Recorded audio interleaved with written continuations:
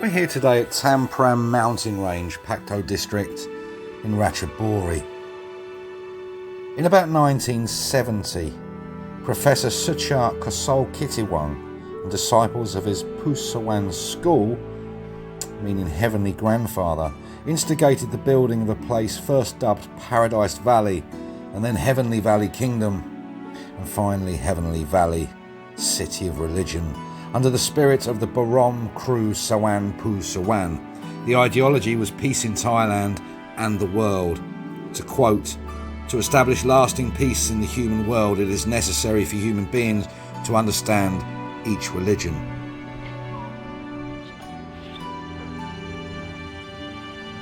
Oh, hello, sir.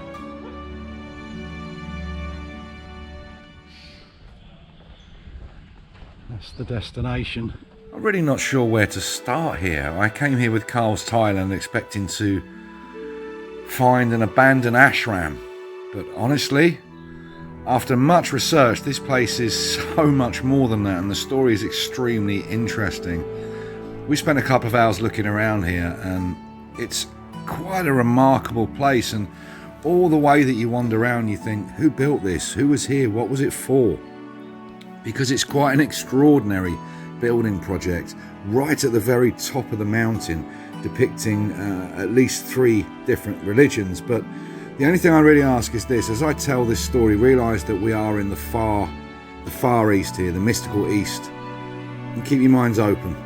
It is quite a remarkable story. Anyway, I got the monkey stick because I know these monkeys can get quite aggressive, so scientists don't give them any food. We should be all right. It's all right, chaps. You don't need to run away. You eat your melon. Welcome to Heaven Valley, former home of the ambassador of heaven and prince of the netherworld. Well, that was the first little section. Oh.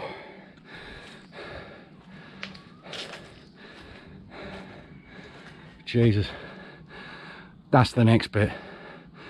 Wish me luck. They're monkeys. No, they're eating watermelons. Today's video has an absolutely incredible story behind it. I'll delve a little bit deeper as we go through the video. I don't want to overload the senses too much, but this place has quite a history. There once lived a man called Dr. or Professor Suchat Kosol Kitiwang. He was the son of Chinese immigrants, and he only graduated from Praton 4, which is about the age of 10. He wasn't a strong reader, he wasn't good at maths, he wasn't good at many things really. But this is where the story starts to get really, really interesting. He was possessed by the Abode Kru Sawan Pu Sawan. Now, Pu means grandfather and Sawan means heaven. So he was possessed by the Heavenly Grandfather, which are the spirits of 3 long dead but highly revered monks of ancient times. Now, with this possession came the ability to heal and cure people and to create miracles. This happened when Suchat was at the age of 23. However, after he was possessed, seemingly overnight, he was able to read and philosophize on extremely complicated Buddhist texts and academic teachings, and as I said, he was able to cure people too. Now, Dr. Suchat set up his sect or organisation called the Pu Sawan organisation at his house in Wong Wiang Yai in Bangkok. In 1966, the sect found a rental house in Bangkok in Suksawat Road in Thonburi and set up the first office of the Heavenly Grandfather organisation. Briefly speaking, the ideologies were world peace through the bringing together of 3 worlds. There were 3 different worlds. The first world was called Brahman Duta, which was the heavenly world and Buddhist, Hindu spirits and angels. The second world was the archangel world, which is the Western ideology and the Western idea of spirits and angels. And the third was the dead angels, which is basically the hell world. Now, Professor Suchat himself was coined as ambassador of the netherworld and ambassador of heaven, or prince of the underworld, and he was the vehicle to join these worlds together. Anyway, apparently miracles occurred. He healed the sick and cured people again and again and again. More and more people started to come, as well as observers and skeptics. Eventually, too many people started to come every day, and new premises were sought. In December 1969, the Pu Sawan sect or organisation moved to Pekasem Kilometre 15, Pekasem Road. Land was actually donated by a wealthy disciple, and construction was also paid for by another wealthy disciple. By 1973, disciple numbers had risen and risen and risen until the next part of the plan was instigated. Land was again donated, this time here in Rachaburi Province, a whole sort of mountain range, to actually construct the Heavenly Valley City of Religion. It was actually an ashram and a school built around a large pond just over the road here, but more on that pond later. And disciples started to flock here. Well, we're at the top of the mountain, and when you get here it's almost like a crossroads where you can go off to the right and see Ganesh and a few of the others. We come the way I've just come, and I'm not sure. I know we're going to Christ the Redeemer and one of the other ones. I'm telling you people, get off the sofa, there are adventures to be had out there. Everywhere you look. Forgive the heavy breathing. It's pretty steep. Have the first rest here. We'll sit down here, look. Just having a bit of a rest. I haven't needed my monkey stick yet, which is rather fortunate really.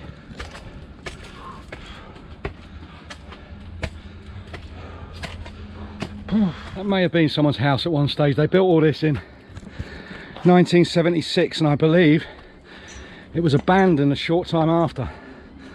Yes, there's Buddha up there, Christ the Redeemer there, and so we're going to go over this way next. Look, over these right now, not really. What a view! Look at this.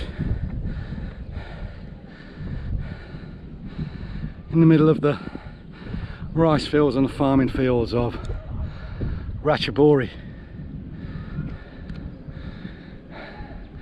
I will put a link in down below where this is. This right here is the Santi Pagoda. Santi means peace, which is the symbol of peace to humankind and between religions. And this pagoda here is the very heart and soul of Heavenly Valley. A lot of sacred relics were placed inside here upon construction, and it is actually said that the pagoda sometimes gives off an actual glow, a holy glow or an aura.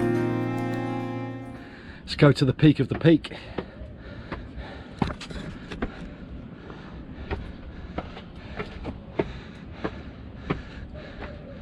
Wow.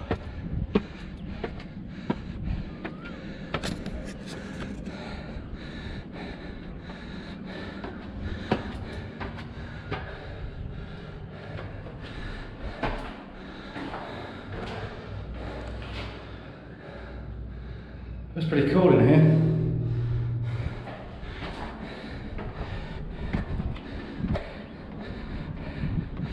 So that one is this one is a Buddhist one.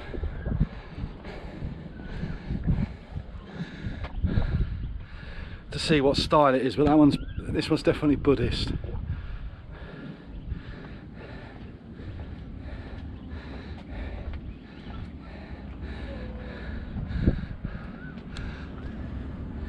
Oh, there's another bit, look, as we traverse the very top of the mountain, look.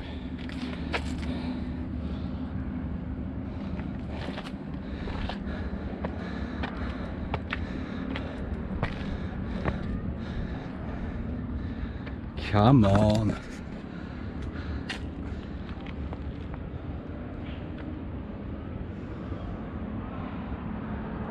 It's my mission to take you to the quirkiest spots in Thailand, places with the best views, places less trodden, and places, well, if you come and visit, you should really make the effort if you can. Do a bit of climbing. Honestly, every single climb here is worth it. It's so worth it, believe me.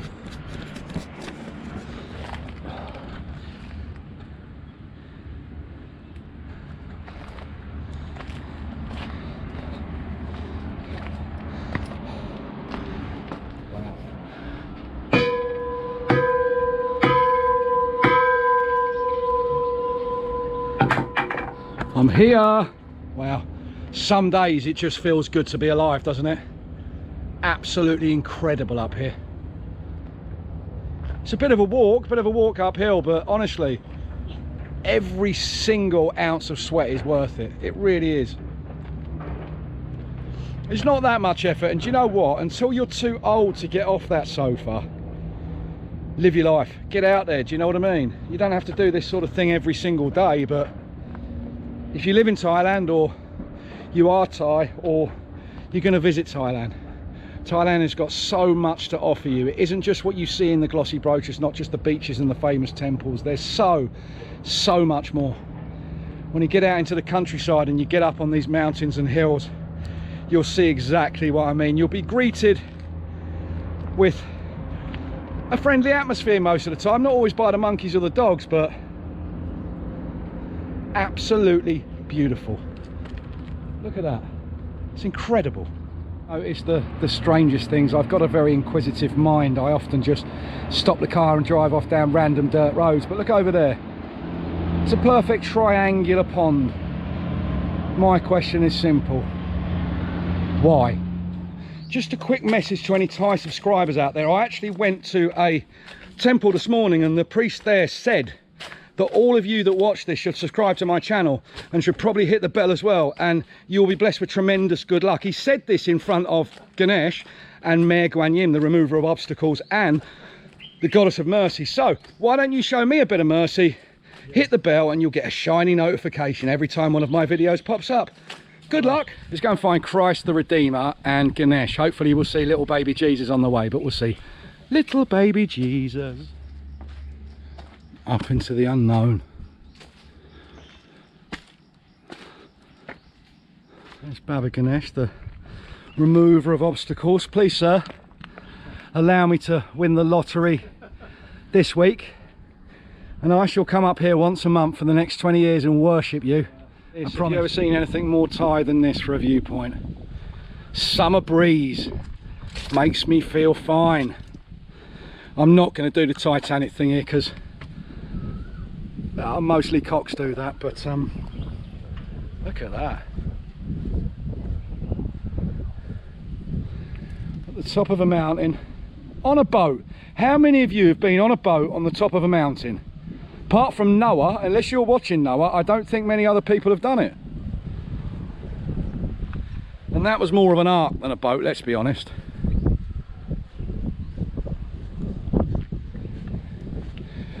That breeze is beautiful. Soft summer breeze on the skin. Yeah, I know it's winter in Thailand, but every day's summer here for me. And that's just the way it is. Summer, summertime. Summertime.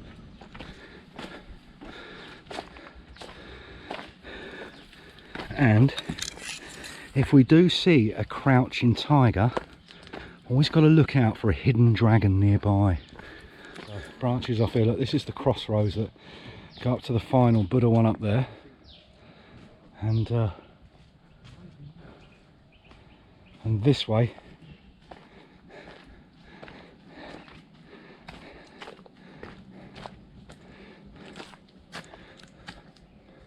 so if you're in Thailand and think, what am I going to do next? Maybe I should go somewhere else. Maybe I should even go somewhere like Brazil. Maybe I should go, I don't know, climb the mountain and go and see Christ the Redeemer. But do you really need to go to Brazil? Do you really need to go to Rio de Janeiro? I would suggest not. You just need to climb this arduous hill here in Rachaburi Province. and let's go and have a look, yeah?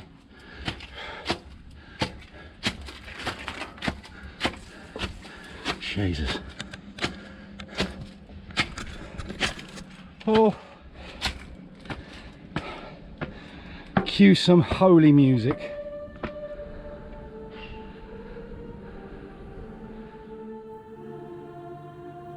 In 1977, the Association of Religious Affairs, which actually had an office here consisting of 8 people, approached the Pope. They visited Italy and had a meeting with the Pope. He seemed to like their idea, and in fact Professor Dr. Suchak Kosol Kitiwong, head of the Association of Religious Affairs, a private organisation, was quoted as saying, "Humans in this world, all of them are relatives of the same family. We can laugh together, smile together, and be enemies for what?"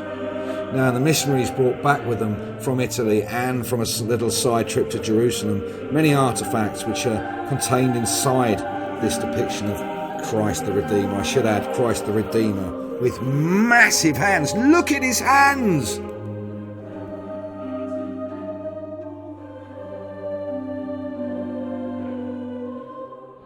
So just to get some bearings, over there and over those hills is Myanmar or Burma. This, folks, though, honestly, I can't big this place up enough. Honestly, I've been to many amazing, fantastic places in Thailand, and this ranks up right at the very top of all of them. It really does.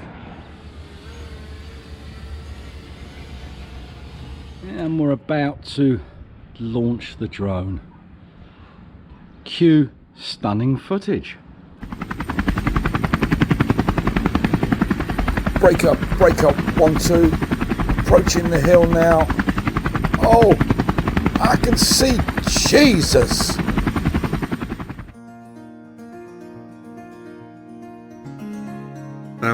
After Italy, they also went on to Jerusalem and other places, picking up religious artifacts on the way.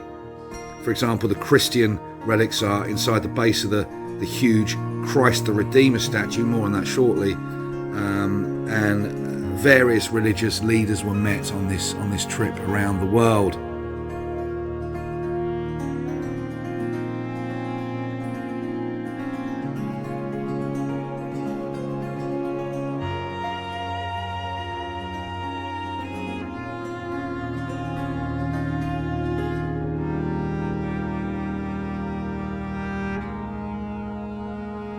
As I said before, this astonishing place was getting very popular and disciples were flooding here from all over the land. However, you have to understand that this was a very tricky time in Thailand of student dissidents and communists. Many accusations were made against this organisation, and it was linked with communism and with students, or certainly those accusations were made.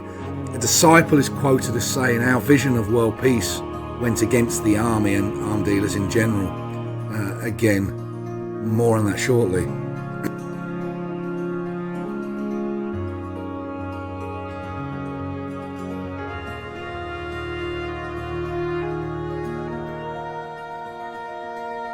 To cut a very long story short, this sect or organisation or religion of Pu Sawan, Heavenly Grandfather of Hopa Sawan of Heavenly Valley, it was gaining a lot of disciples, and a large conference hall began construction here. I'm not sure exactly where. I have to have a look on my next trip here, but a huge peace conference was planned, and people, including religious leaders, were invited from all over the world. However, as I said, accusations continued, and in 1981 there was a huge joint army and police raid here, and the place was shut down. Here are some of the headlines. In this first one it says, "Death by execution for cult leader." In this second one it says, "Search warrant for the Heavenly Valley scam." And in the third headline here it says, "Heavenly Valley closed as a communist cult."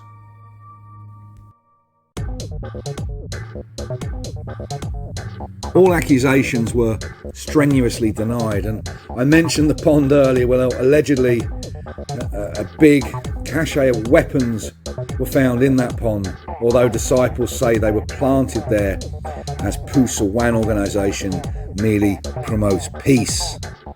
Well, as I've said many times in my videos, in for a penny, in for a pound, in for a cent, in for a dollar, in for a satang, in for a baht.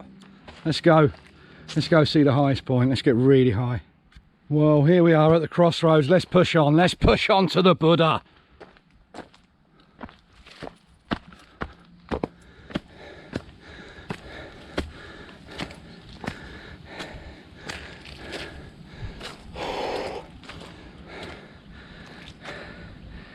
Last one, look, the heads are gone, but hey ho, this will be the last peak today.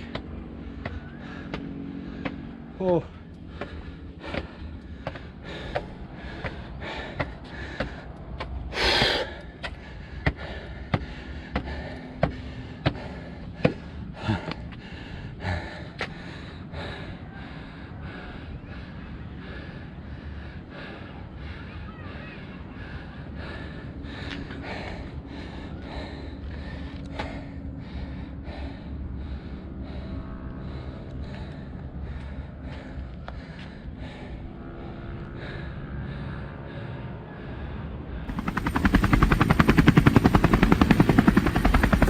Break up, 1, 2, approaching the hill now.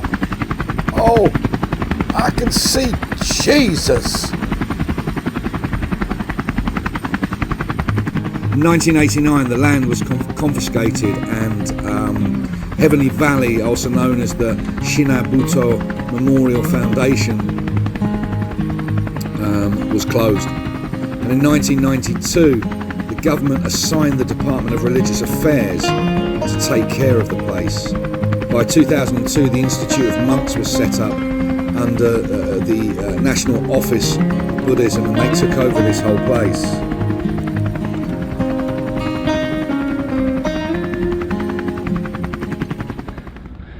There's the lightning rod as well, look.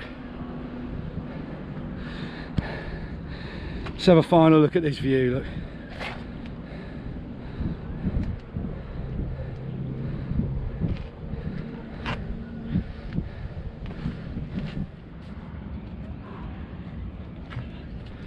You can see the rain coming over there, look, over the tops of the mountains. I just heard a bit of thunder. That doesn't mean it's coming this way, but we'll see.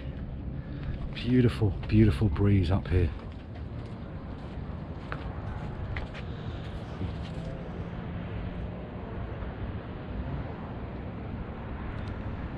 This complex is actually called Hukba Sawan.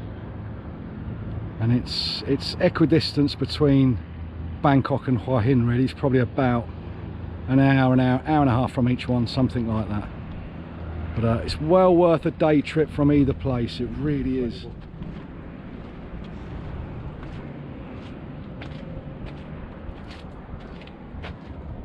Doesn't get much better than this, I'm telling you.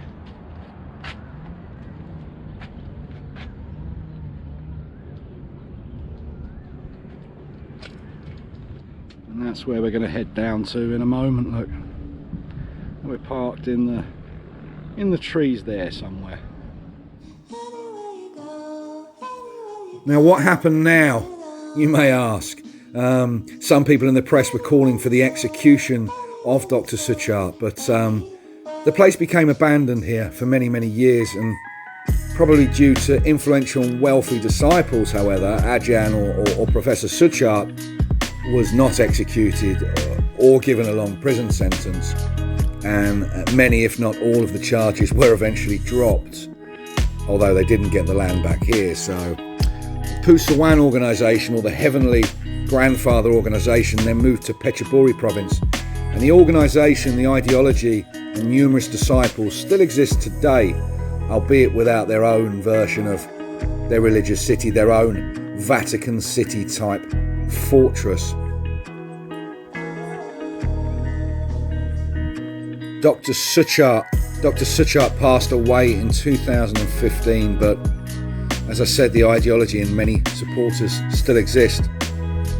What can I really say about this place? This place has completely blown my head off. Even before I came home and my wife was good enough to do a lot of research on this in Thai, just the feeling of the place already blew my head off. It's a fantastic place to visit and truly awe-inspiring to any eyes lucky enough to behold this truly awesome scenery. And like most things in life, effort is required to get up there, but the visual rewards and the soothing effect the place conjures up, truly, truly worth it. I really do mean this, folks, when I say stick this one on the Thailand bucket list for sure. In fact, stick this one right at the top of the Thailand bucket list. Come and see for yourself the Heavenly Valley City of Religion, or the abandoned hippie cult. Call it what you want. If you did like this video, consider liking it, and I hope to see you again. Cheers.